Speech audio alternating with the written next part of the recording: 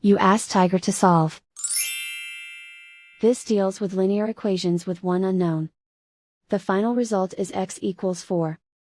Let's solve it step by step. Group all x terms on the left side of the equation. Subtract 4x from both sides. Group like terms. Simplify the arithmetic.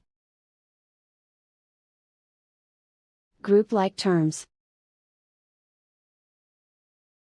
Simplify the arithmetic. Group all constants on the right side of the equation. Subtract 2 from both sides.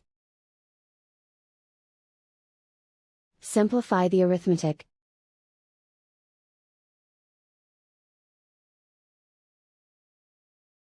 Isolate the x. Divide both sides by 2. Simplify the fraction. Find the greatest common factor of the numerator and denominator. Factor out and cancel the greatest common factor. And so the final result is x equals 4.